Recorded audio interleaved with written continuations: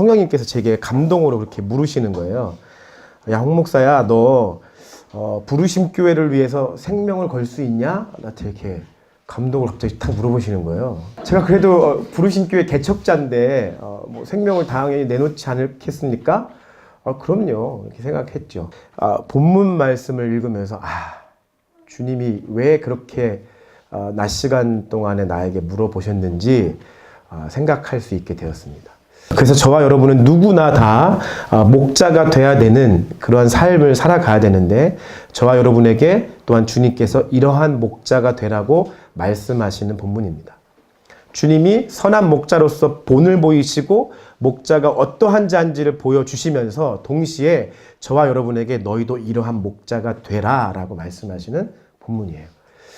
그래서 이 본문 되게 좋은 본문이고 되게 정감 있는 본문이고 되게 따뜻한 본문인데, 이번에 이 말씀을 제가 묵상하면서 굉장히 부담이 되더라고요. 이 말씀 여러분에게 복이 되시려면 홍정표 목사를 생각하지 마시고 여러분을 생각하셔야 돼요. 여러분은 누구나 다, 주님이 저와 여러분은 누구나 다 목자로서의 삶을 이 땅 가운데 살아가라고 가정 안에서, 교회 안에서, 어떠한 소그룹의 공동체 안에서 다 우리를 그렇게 부르셨습니다. 다 우리는 그러한 목자로서의 리더십을 발휘해야 되는 사람들입니다. 오늘 이 말씀을 보면서 예수님 말하는 진짜 리더의 삶은 무엇인가? 그래서 오늘 말씀을 보시면서 여러분은 나는 어떠한 리더십을 가지고 있는가? 어떠한 리더로서 어떠한 본을 보이며 살아갈 것인지 체크해 보시고 결단하는 시간 되시길 예수님의 이름으로 축복합니다. 히브리인이 왜 히브리인이라고 하냐면 두 가지 정도로 학자들이 추측을 하고 그 의미가 거의 상통하는데요. 첫 번째는 노아의 자식이었던 셈, 함, 야벳 중에 셈의 자녀 중에 에벨이라고 하는 사람이 있었어요. 에벨. 히브리어의 특징은 자음 유지로 자음만 기록되게 돼 있어요. 그래서 홍정표 하면 홍의 히읗, 정의 지읒, 표의 피읍. 그러면 이것만 쓰면 다 알아듣는 거예요. 홍정표 이렇게. 근데 히브리인이라고 하는 그 히브리 단어와 에벨이라고 하는 히브리 단어가 똑같은 자음으로 구성되어 있는 거죠. 근데 그 에벨이라고 하는 이름의 뜻은 뭐냐면 강을 건너온 자다. 강을 건너왔다. 이때 강을 건너왔다. 그 강은 아마 유프라테스 강일 것이다. 이거죠. 유프라테스 강. 누구를 얘기하냐면 아브라함을 얘기하죠. 아브라함이 유프라테스 지역에서 있다가 유프라테스 강을 건너서 내가 내게 보여줄 땅, 내가 내게 지시하는 땅으로 가라 라고 얘기했을 때 그가 본토 친척 아비의 집을 떠나서 유프라테스 강을 건너서 가나안 땅에 들어가기 시작했고, 그것이 이스라엘 백성의 기원이 되는 것입니다. 두 번째는 고대 근동 지방에 그 어감이 비슷한 하비루라고 하는 그 무리를 지칭하는 것이 있었어요. 이 하비루라고 하는 것은 뭐냐면 목축업으로 천막생활하는 사람입니다. 목축업. 그러니까 양을 치는 목동의 생활을 하는 것이죠. 목축업을 하면서 목동이다 보니까 천막 생활을 할 수밖에 없는 것이죠. 때로는 이 사람들은 그렇게 자기들 그 집안 사람들끼리 모여서 천막 생활을 하다가 때로는 용병으로 가기도 하고요. 때로는 무슨 집을 지을 때 목축업을 할 때 뭐라고 하죠? 목수로서의 역할을 하기도 하고요. 집을 지을 때 석공의 역할들도 합니다. 혹시 여러분 구약 성경에 보시면 레갑이라고 하는 족속이 있어요. 그 레갑 족속은 성막을 지을 때 하나님께서 특별히 오홀리압과 부살레를 부르시고 그들을 통해서 성막에 특별한 기구들을 만들게 하셨던 목수, 석공들이었는데, 이들이 나중에 계속해서 가문의 대를 이어가면서 하나님의 일들을 감당하는데 소일거리, 그러니까 목공으로서의 일거리 이들을 유지하면서 자기들은 성전 짓는 데 사용받는 주님의 족속이다 라고 해서 지금도 근동지방의 광야에서 이런 생활을 하고 있는 레갑 족속이 지금도 있어요. 근데 나중에 이 사람들이 솔로몬 성전을 지을 때, 저는 솔로몬을 개인적으로 좋아하지 않습니다. 솔로몬 성정도 저는 별로 좋아하지 않아요. 솔로몬이 성전을 지을 때 솔로몬이 이 레갑 족속을 사용했어야 되는데 레갑 족속을 사용하지 않고 두로와 시돈에서 이방 사람들을 데려다가 성전을 짓죠. 저는 그것이 명백한 죄라고 생각합니다. 그래서 솔로몬 성전은 저는 그렇게 좋아할 일은 아니라고 생각하고요. 하나님의 지시함을 받아서 성전을 지은 것이 아니라 본인 스스로가 지었던 것이고 인간적 계획과 인간적 방법으로 지은 것이기 때문에 그렇게 찬성할 수 없는 그런 인물이 솔로몬이고요. 결국 인생의 종말이 우상 숭배하다가 죽은 사람입니다. 별로 여러분 솔로몬을 좋아하지 않기를 바랍니다. 아무튼 이스라엘 민족이 하비루라고 하는 이런 민족의 특성이 유목민족하는 사람들이에요. 그래서 이스라엘 민족을 히브리인이라고 부를 때 목축업을 하는 사람들, 광야에서 양을 치면서 양을 돌보는 목자의 생활을 하는 사람들. 그럼 성경에 보면 그래서 처음부터 끝까지 양에 대한 얘기가 참 많이 나오고요. 목자에 대한 얘기가 참 많이 나옵니다. 여러분 목자 하면 뭐가 제일 먼저 생각나세요? 시편 23편. 제가 어려운 말씀 얘기했나요? 시편 23편. 여호와는 나의 목자시니라고. 여호와 라 이런 예전에 하나님의 이름 배웠잖아요. 시험을 한번 볼까? 여호와 라하, 여호와는 나의 목자시니라고 해서 시편 23편을 가지고 말씀 봤죠. 주님은 선하신 목자입니다. 성경에서 제일 먼저 등장하는 목자, 양과 목자는 누구일까요?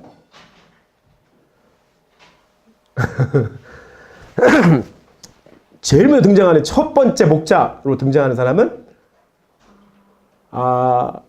뭐라고요? 아버지? 아벨. 가인과 아벨 할 때 아벨. 아담의 첫 번째 가인과 아벨의 아들 중에서 그 아벨이 목축업하는 사람이었다. 목축. 양을 치는 사람에서 하나님께 제사를 드렸고 예배를 드렸는데 하나님이 아벨의 예배를 받으셨는데 가인의 아벨의 예배는 받지 않으셨다. 가인은 뭐 하는 사람이었죠? 농사 짓는 사람이었어요. 예나 지금이나 여러분 세상에서 권력을 나타내는 것 중에 하나는 뭐냐면 쌀입니다. 쌀. 농사 짓는 사람이 가지고 있는 권력이 훨씬 세죠. 당장 먹고 사는 문제에 있어서 중요한 게 쌀이니까. 여러분 목축업을 하는 사람의 그 바램이 있다면 뭘까요? 양을 치는 사람의 이렇게 유리하면서 다니는 사람의 바램이 있다면 그것은 뭐냐면 정착 생활을 하는 겁니다. 정착 생활. 여러분 월세를 사시는 분들 우리 집은 전세로 좀 이사 그만 다니고 좀 전세로 좀 있으면 좋겠다 생각하잖아요. 그래서 월세보다는 전세가 이사 가는 게 조금 덜 하죠. 전세로 살다가 보면 뭐 하고 싶어요? 집 사고 싶죠. 왜 이사 다니기 싫으니까. 그게 그 목축업 같이 이 땅을 유리하는 사람들의 모든 사람들의 바람이에요. 어디에 정착하고 싶은 거예요. 정착. 저도 이사를 한 횟수를 따지면 남부럽지 않게 이사 많이 했거든요. 도시와 도시로 해외까지 여태까지 따지면 한 10번 넘게 한 것 같아요. 이사 다니는 사람들의 정말 특징은 정착하고 싶은 거예요. 어디 이사 가고 싶지 않고 한 곳에 정착해서 내 집 좀 잘 꾸미고 하고 싶은 게 정착하고 싶은 마음이 목동 같은 삶을 살아가는 사람들의 간절한 바람이에요. 근데 여러분 어떻습니까? 정착하기 시작하면 모든 여건이 잘 받쳐져서 정착하기 시작하면 나 그때 되면 예수님 잘 믿을 수 있을 것 같은데 그때 되면 신앙생활 잘 할 것 같은데 화장실이 1개에서 2개로 늘어나면 나 정말 신앙생활 잘 할 것 같은데 잘 안 돼요. 가진 게 더 많아지기 시작하면 두려운 게 더 많아지기 시작해요. 목축업 하던 사람이 정착해서 농사를 짓기 시작하면 하늘이 무섭고 해가 무섭고 비가 무섭고 달이 무서운 거예요. 그래서 해신을 섬기고 달신을 섬기고 비의 신을 섬기는 거예요. 바알과 아세라를 섬기기 시작하는 거예요. 근데 목동의 생활을 할 때는 뭐예요? 아무것도 없으니까 누구를 의지해요? 하나님을 의지하는 거예요. 오늘도 내일도 내가 주님 없으면 못 삽니다. 내가 처한 현실, 언제 또 이사 가야 될지 모르는 현실, 언제 맹수의 공격을 받을지 모르는 이런 현실 속에서 살아가기 너무 힘들기 때문에 누구를 의지해요? 하나님을 의지하는 거예요. 내가 하나님 의지할 것밖에 없습니다. 내가 주님을 의지할 것밖에 없네요. 라고 의지하기 시작하는 거죠.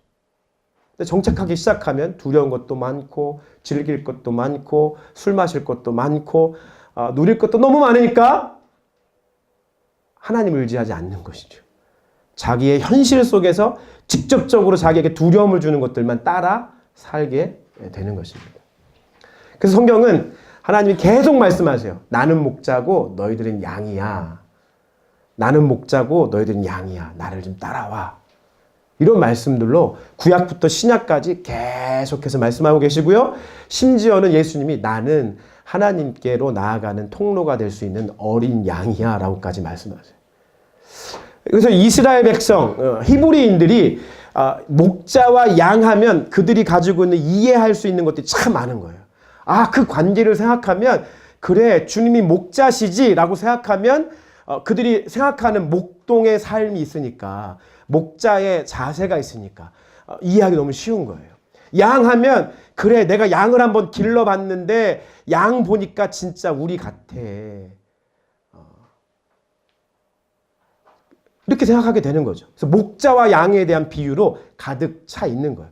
그러니까 우리가 한민족, 저와 여러분의 그 대한민국 사람이었으면 뭐 김치 얘기를 한다던가 우리가 너무 잘 알고 있는 무슨 그 단군 신화에 나와 있는 곰과 사자, 호랑이 얘기를 한다던가 이런 얘기들로 잘 알아들을 수 있는 얘기들로 비유로 써 놓았을 것이라는 얘기죠. 근데 이스라엘 백성에게 주님이 목자로서의 삶을 이야기하십니다. 그리고 나는 선한 목자다. 얘기하시죠. 필리핀에 민도르라고 하는 섬이 있어요. 민도르. 여기 가면 되게 제가 예전에 한번 선교 책을 읽으면서 굉장히 흥미로운 것을 읽었어요. 중국에 이제 사회주의 혁명이 일어나서 모든 선교사들 다 추방했죠. 그러면서 기독교 박해와 탄압이 시작됐습니다. 그래서 선교사님들이 추방당하면서 자기들의 교회의 지도자들의 제자들이 형무소에 끌려가서 처형을 당하고 고문을 당하는 것들을 다 보면서 눈물을 흘리면서 나온 한 선교사님이 쓴 책의 이야기입니다. 중국에서 쫓겨나서 정말 눈물을 머금고 제자들이 투옥되고 죽어가는 모습들을 보면서 아무것도 할 수 없는 상황에서 중국에서 추방돼서 간 곳이 어디냐면 필리핀 민도르라는 섬을 간 한 여자 선교사님의 얘기예요. 근데 되게 신기한 것은 뭐냐면 민도르에 딱 갔더니 민도르의 그 산골짜기에 있는 그 민도르의 망해한 족속이 선교사님을 보고 눈이 희둥그레진 거예요. 이만해진 거예요. 왜냐하면 그 마을에는 전설이 있었어요. 그 마을의 사람들이 그 종족이 섬기는 신은 어떤 신이냐면 두려움의 신이었어요. 두려움의 신. 그러니까 자기들의 섬기는 신의 이름이 두려움이라는 신이에요. 두려움. 그러니까 너무 두려우니까 밤에 절대 밖에 못 나가고 그러니까 모든 대대손손 두려움을 계속 얘기하는 거야. 야 무서워. 두려움만 얘기하는 거야. 두려움의 신이 있어. 우리 집에. 근데 그 마을에 두려움을 섬기는 그 종족에서 내려오는 전설이 뭐냐면 이 두려움을 구원해 줄 사람이 올 것이다. 근데 그 사람은 얼굴이 하얀 색깔의 사람이다. 얼굴이 흰색의 사람이 와서 우리를 이런 두려움의 신에서부터 해방시켜 줄 거다. 라고 하는 게 그 종족에서 내려오는 전설이었다. 그러니까 이 여자 선교사님이 백인의 여자 선교사님이 그 종족 마을에 딱 왔더니 난리가 난 거죠. 왜요? 전설에 그 인물이 흰색의 피부를 가진 사람이 온 것이죠. 그래서 그 마을에 교회가 생기기 시작하고 그 마을에 두려움을 극복하게 됐다는 것입니다. 참 재밌는 거죠. 근데 실제 있는 사건의 얘기예요. 이렇듯 그 목자는 그 마을의 두려움부터 자유케 하는 해방시켜주는 역할을 하게 됩니다. 예수님이 오늘 본문의 말씀을 통해서 두 가지의 목자로서의 선한 목자의 두 가지 리더십을 얘기하고 계시고요. 선한 목자로서의 두 가지의 정의를 하고 계십니다. 선한 목자는 이런 리더십을 발휘하는 사람이다. 그래서 멀리서만 봐도 이 사람은 목자야. 그 양의 무리의 목자라고 볼 수 있는 리더십의 모습이 있어요. 그 모습은 첫 번째는 뭐냐면 2절 말씀에 보니까 이렇게 얘기하고 있어요. 선한 목자는 문으로 들어가는 사람은 양들의 목자다. 문으로 들어간다는 거예요. 3절 보니까 문지기는 목자를 위해 문을 열어주고 양들은 목자의 음성을 알아듣는다. 목자는 정문으로 들어가는 사람입니다. 목자는 담으로 넘어가지 않습니다. 여러분의 집에 부모님이 아버지가 어머니가 정문으로 안 들어오시고 담 넘어 들어오시는 분 계시면 일단 의심하십시오. 저분이 진짜 우리 아버지일까? 저분이 진짜 우리 어머니일까? 의심하셔도 됩니다. 진짜 목자는 진짜 리더십을 발휘하는 사람은 정문으로 다니는 분이에요. 이게 무슨 뜻일까? 제가 생각해 보니까 이것은 진짜 목자는 정도를 가는 사람이에요. 정도. 편법을 쓰지 않습니다. 속된 말로 꼼수를 부리지 않습니다. 사업을 해도 가정을 다스려도 어떤 일을 해도 정도를 가는 거예요. 신앙생활을 해도 정도를 가는 거예요. 교회에서 하는 모습과 밖에서의 모습이 다르지 않아요. 정도를 가는 거예요. 정도. 담 넘어서 구령 담 넘어가듯이 그렇게 대충대충 넘어가거나 꼼수를 부리면서 살아가는 분이 아니에요. 선한 목자는 그 리더십은 정도를 가는 리더십입니다. 제가 저희 교단의 총회부에서 일을 할 때 거기가 이제 교단 정치를 하는 일번지이기 때문에 많은 일들이 있습니다. 그래서 제가 한 5년 정도 근무하니까 제가 꼼수를 부리기 시작하더라고요, 제가. 왜냐하면 그렇게 해야만 하는 것처럼 느껴지니까. 참 말이 안 되는 것인데. 그래서 어떤 심각한 문제가 있어서 제가 그거를 좀 꼼수를 부리느냐고 어떤 목사님에 가서 꼼수 부리는 얘기를 좀 이렇게 하면 되지 않을까요? 딱 얘기했을 때 그 목사님 그런 영성을 가진 사람이 아닌데 하나님이 그 사람의 입을 통해서 제게 말씀을 하신 거예요. 저기 딱 한마디 하는 거예요. 홍 목사, 정도로 가야 돼. 그렇게 꼼수 부려서 일이 되는 거 아무런 의미 없는 거야. 정도를 가야 돼. 제가 쇼크를 받았어요. 충격을 받았어요. 내가 어떻게 하다 이렇게 됐지? 라는 생각을 하게 되죠. 정도를 가셔야 됩니다. 돈을 버는 건 중요하죠. 여러분 하나님 나라를 위해서 재정이 풍족해지시길 예수님을 축복합니다. 그러나 정도로 재정을 얻으셔야 됩니다. 정도로 가지 않는 어떠한 좋은 결과는 좋은 결과가 아닌 것입니다. 대학생들이 좋은 학점을 받기 위해서 꼼수를 부리셔서 컨닝을 하면 안 되는 것입니다. 그렇게 받는 점수는 좋은 점수가 아닌 거예요. 정도를 가셔야 돼요. 정도. 생각해 보세요. 이렇게 하는 것이 내가 정도로 걸어가고 있는 것인가? 라고 하는 질문을 한번 해보세요. 정도가 아니면 이거는 아니구나 라고 생각하셔야 돼요. 주님이 말씀하시는 선한 목자의 리더십은 정도를 가는 이가 리더라는 거예요. 정도. 정확하게 꼼수 부리지 않고 편법을 쓰지 않고 정도를 가는 사람이 하나님의 사람이고 하나님이 세워주신 리더십을 발휘하는 사람이라는 사실을 기억하십시오. 예수님이 다시 말씀하십니다. 내가 사실은 그 문이다. 그 문은 곧 예수님이신 거예요. 예수님.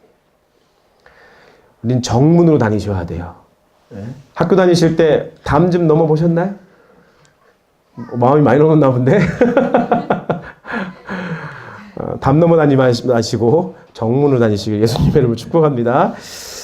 인사할게요. 정문으로 다니세요. 시작. 네. 두 번째 주님 말씀하신 선한 목자의 리더십은 따라합시다. 먼저 앞서간다. 먼저 앞서가는 자가 선한 목자입니다. 그 무리에 가장 맨 앞에서 앞서가는 자가 리더라는 거예요. 베드로전서 5장 3절 한번 읽어볼까요? 시작. 맡은 자들에게 주장하는 자세를 하지 말고 그러니까 네 주장만 피지 말고 뭐라는 얘기 하는 거예요? 말만 하지 말고 양무리의 본이라는 건 뭐예요? 앞서서 행하라는 거예요. 앞서가라는 거예요. 앞서가라는 거. 그것이 비록 여러분이 생각할 때 화려하고 좋지 않은 모습이라 할지라도 여러분 먼저 본이 되는 모습을 보이시길 예수님은 축복합니다. 제가 예전에 사역했던 교회에 저희 전도사 때 사역했던 저희 부서에 지금은 장로님이신데 그때는 집사님이셨어요. 집사님. 안수 집사님이셨는데 제가 지금도 그분 생각하면 참 마음이 좋아요. 환희가 중학생 때 이럴 때인데 그때 이홍구 장로님이라고 지금 이홍구 집사님 그때 집사님이셨는데 중등부 때 저희 부서 교사하셨어요. 부장님도 아니고 교사. 근데 제가 그때 열정이 제일 넘칠 때라서 모든 교회가 2박 3일 수련할 때 저는 3박 4일을 해야 된다. 뺑뺑이 엄청 돌렸죠. 막. 애들이 이렇게 하면서까지 내가 교회 다녀야 되느냐. 그리고 수련할 때 와가지고 부모님이 한번 왔다가 아이고 이러니까 애들이 교회 가기 싫어하지 하길 정도로 아주 빡세게 막 굴렸던 때가 그때였던 것 같아요. 한 3박 4일 하면 뭐가 많이 생기냐면 음식물 쓰레기가 그렇게 많이 생깁니다. 보이지 않는 거죠. 그래서 음식물 쓰레기가 그렇게 많이 생기는데 제가 그때 중학생들을 데리고 있으면서 음식물 쓰레기에 대한 그 염려와 걱정을 해본 적이 한 번도 없어요. 왜냐하면 그분이 3박 4일 내내 모든 짬을 혼자 알아서 다 처리하시는 거예요. 다. 제일 지저분하고 제일 어려운데 그 짬을 혼자 다 처리하신 거예요. 그리고 제가 이제 고등부로 넘어와서 고등부에서 이제 제가 애를 데리고 이제 저기 수련회를 하는데 이제 그때도 이제 제가 좀 헷가닥 해가지고 막 수련을 많이 했어요. 봄, 여름, 가을, 겨울로 막 수련을 했어요. 그러니까 수련을 엄청나게 하니까 봄 수련회, 가을, 여름 수련회, 가을 수련회, 겨울 수련회 하니까 얼마나 수련을 많아. 수련회를 하는데 교사들이 바뀌었죠. 너무 힘든 거야. 왜 힘드냐면 짬 때문에 힘든 거야. 그 음식물 쓰레기 때문에 너무 힘든 거야. 난리가 난 거야. 전도사님 내려와시래. 왜 그래? 갔더니 막 음식물 쓰레기가 넘쳐가지고 어떻게 할 줄 모르는 거야. 뭐 청년들 교사들은 뭐 이걸 어떻게 해야 될지도 모르고 하고 그냥 멍하게 와 있는 거죠.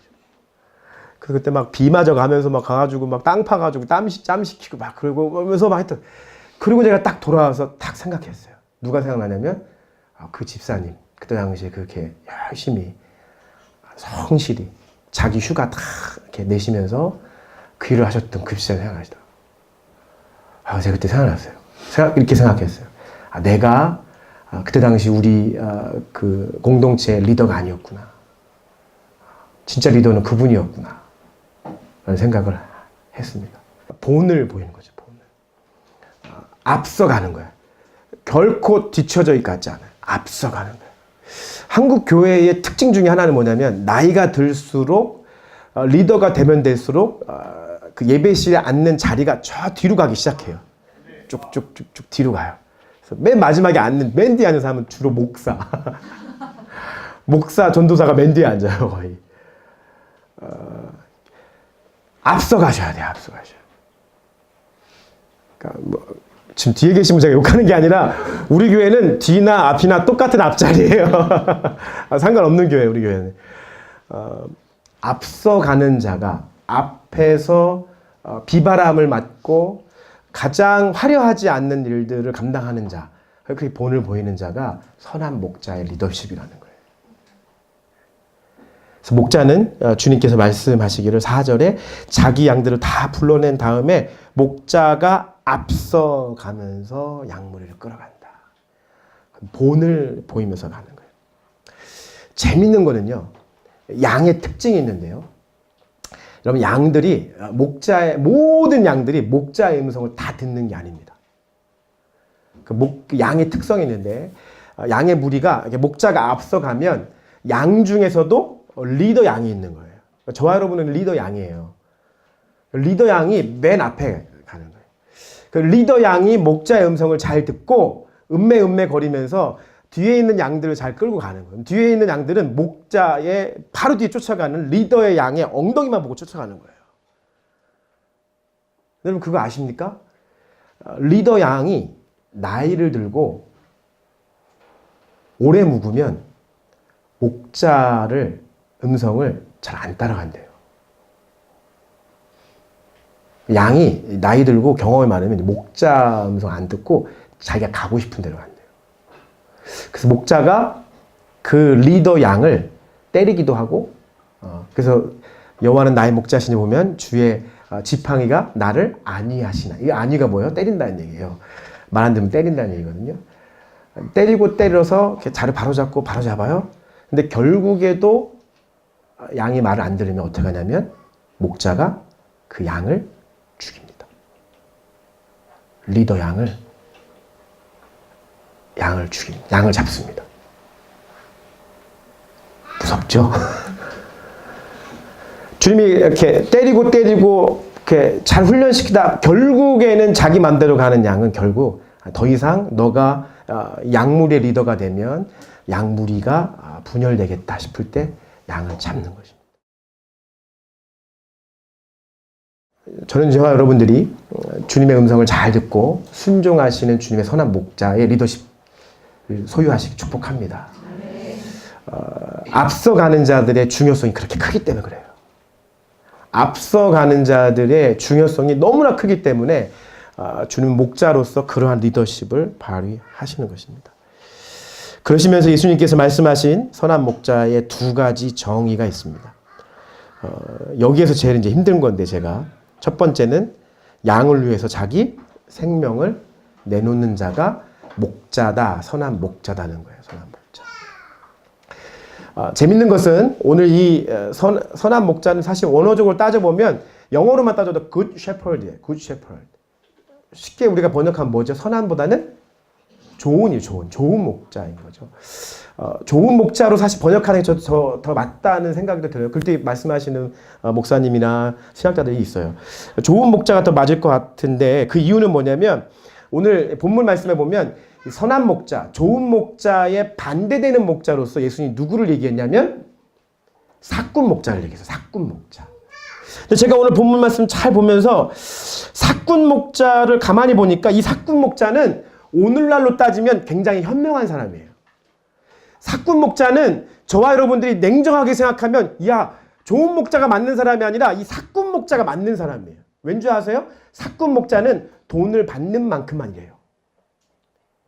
사꾼 목자는 연봉을 받는 만큼만 일하는 사람이 사꾼 목자예요. 맞는 거잖아요. 오너가 돈을 주는 만큼만 일하는 게 오늘날 세상에서 맞는 얘기잖아요. 그리고 자기가 그 일을 하다가 맹수가 달려와요. 이비가 와요. 그럼 어떻게 해요? 사꾼 목자는 도망가야죠. 내가 왜 여기서 피해 볼 일이 뭐가 있어요? 내가 돈 받는 만큼만 일해야 되고 내가 책임질 만큼만 해야 돼. 이게 오늘날 저와 여러분들이 진리처럼 따르고 있는 우리 삶이거든요. 그래서 어떻게 해요? 이비가 오고 맹수가 오면 다 내려놓고 도망가는 것이 사꾼 목자라고 얘기하고 있고요. 선한 목자, 좋은 목자는 뭐냐면 멍청하게도 바보스럽게도 이비가 와도 자기가 지금 뭔가 다칠 수도 있고 죽을 수도 있는 위험 속에서도 도망가지 않고 그곳에 서서 지켜서면서 양들을 지키는 거예요. 돈 받은 만큼만 하지. 근데 좋은 목자는 그렇지 않다는 거예요. 목숨을 걸고 생명을 걸고 최선을 다해서 양들을 지켜서는 거예요.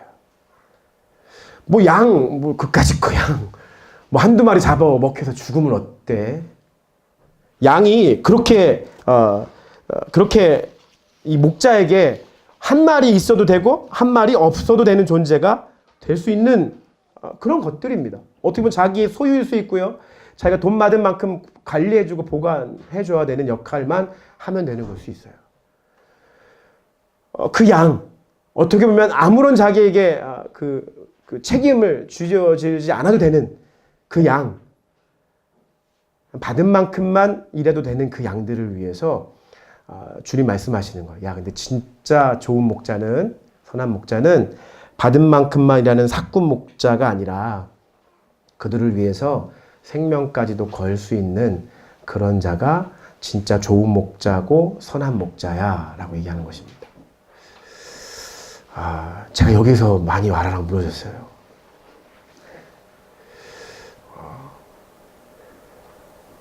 여러분은 여러분에게 맡겨주신 여러분의 양들을 위해서 어디까지 헌신할 수 있으십니까?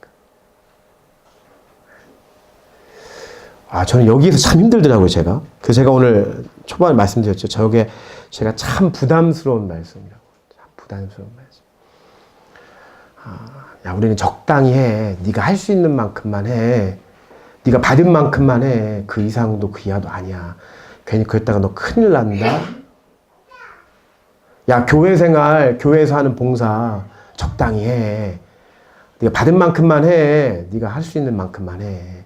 큰일 난다.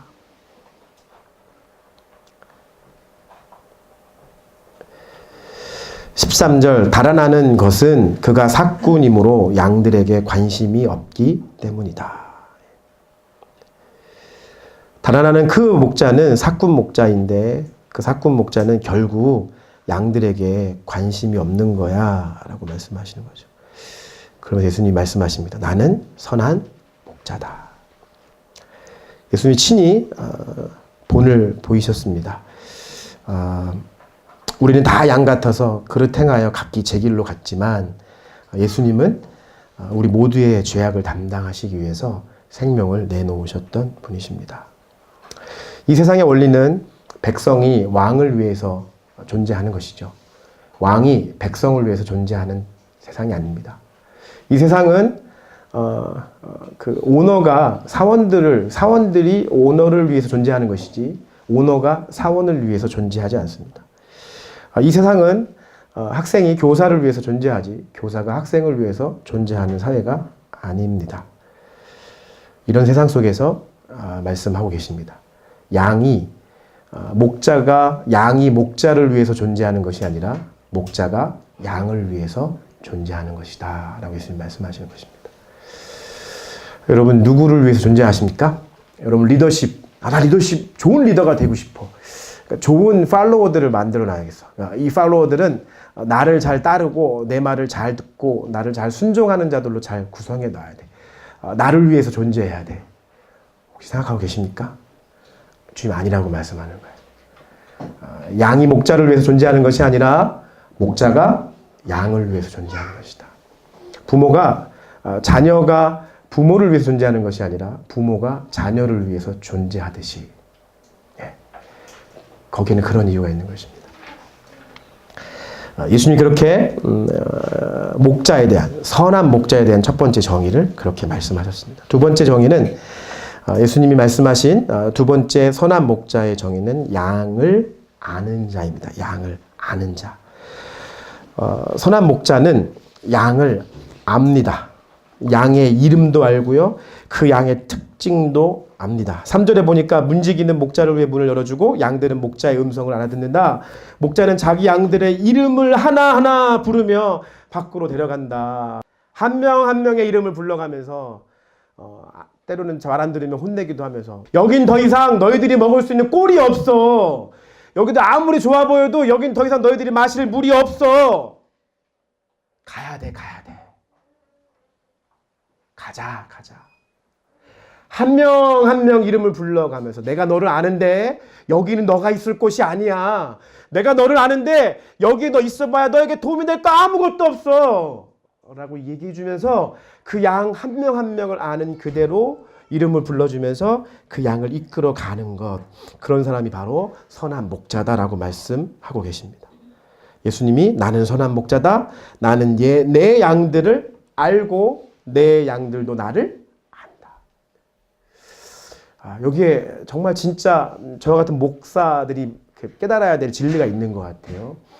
오늘날 같이 대형 교회가 많고 메가처치가 있고 하는 이런 상황 속에서 목자와 양의 관계가 과연 어떤 관계일까? 양들은 숨어서 지내는 걸 좋아해요. 여러분 양들은 늘 이렇게 숨어 있기를 좋아해서 오늘날 가나안 성도들이 그렇게 많잖아요.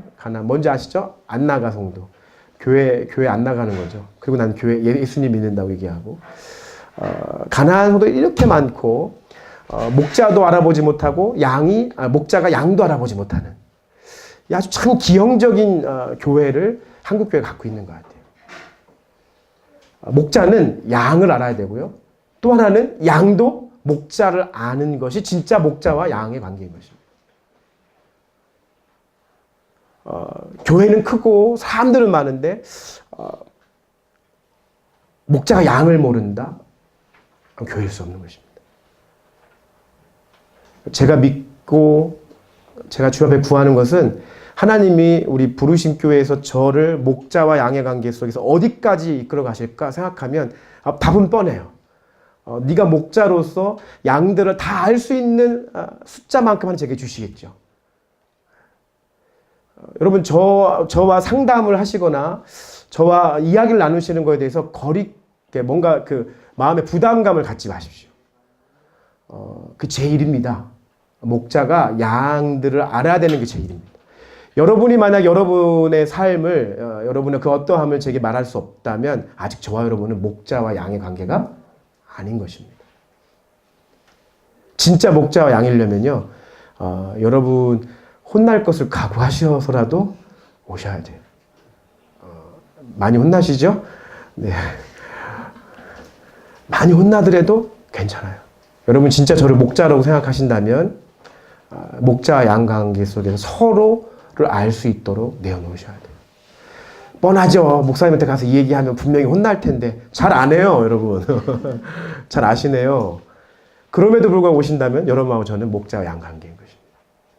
주님과의 관계도 마찬가지예요. 주님이 우리에게 말씀하시는 거예요. 사랑하는 내 아들, 내 딸아, 내가 너를 잘 안다.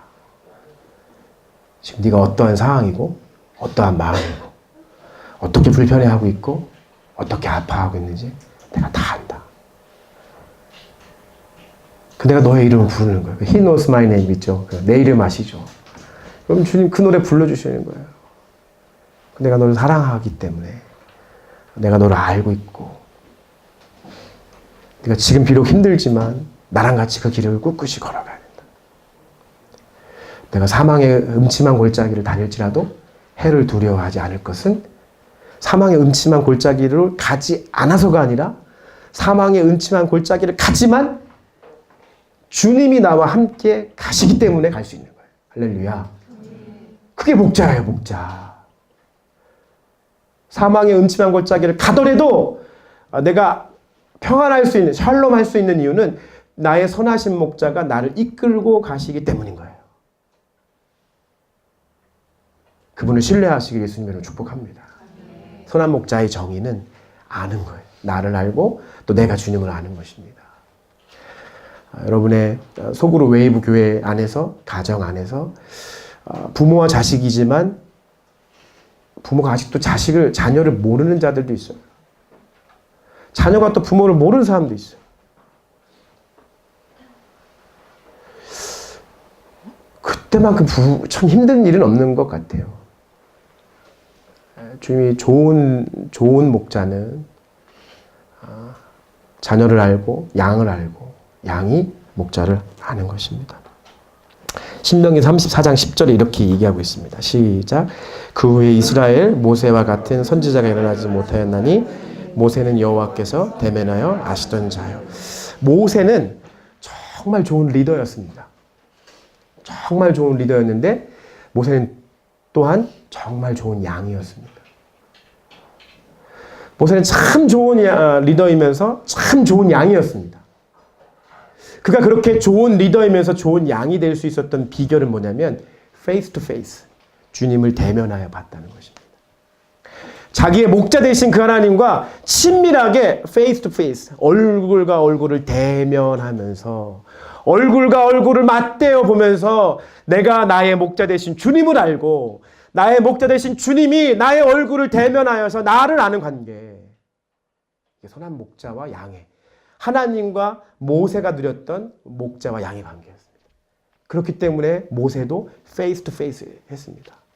나중에 너무 많은 인원들 관리하기 힘드니까 정말 핵심적인 리더십 그룹을 형성해서 또 페이스 투 페이스 하는 것입니다. 좋은 목자로서 또 좋은 양들에게 본이 되어지면서 알고 행하는 그런 일들이 바로 모세의 리더십이었는데 그 리더십의 비결은 모세는 여호와께서 대면하여 아시던 자라라고 성경은 그의 인생의 마지막이에요. 신명기 34장은 모세가 죽는 장면이에요. 느보산에서 죽어가는 장면이에요. 그 장면에서 모세의 인생을 한 줄로 표현하기를 모세는 여호와께서 대면하여 서로 알던 자였다라는 것입니다. 여러분 하나님과 페이스 투 페이스 하시면서 알아가시길 예수님으로 축복합니다. 또 여러분에게 맡겨주신 양들을 페이스 투 페이스 하시면서 서로 알아가시길 축복합니다. 그게 주님께서 오늘 부르심교회에 저에게만 주시는 거 아닙니다. 저와 여러분에게 너는 나의 양이다 라고 말씀하시면서 너는 또한 내게 맡겨준 그 양들의 리더다 라고 말씀하십니다. 그리고 18절에 보면 누가 내게서 생명을 빼앗는 것이 아니라 내가 스스로 내놓는 것이다. 나는 그것을 내놓을 권세도 있고 또 다시 얻을 권세도 있다. 이 계명은 내가 내 아버지께로부터 받은 것이다. 자기의 생명을 내어놓고 자기의 생명을 거두어갈 수 있는 이러한 말씀을 하시면서 그가 우리에게 생명을 걸고 위임하시는 그 위임이 있습니다. 그것이 16절인데요. 내게는 이 양의 우리에 속하지 않은 다른 양들도 있는데 그들도 데려와야 한다. 주님이 생명을 걸고 저와 여러분들을 지키셨듯이 주님이 생명을 걸고 그의 양들을 지키고 인도하셨듯이 우리에게 말씀하시는 것은 내게 속하지 않은 양들도 있는데 내가 너희들을 그들에게로 보낸다. 내가 너희를 그들에게로 보내고 그들을 데려와야 된다라고 말씀하시는 것입니다. 저와 여러분은 또한 그런 사명을 가지고 살아가는 자들입니다. 주님을 모르고 유리하고 방황하는 자들을 주님께로 이끌어 갈 수 있는 또한 저와 여러분 되시길 예수님의 이름으로 축원드립니다.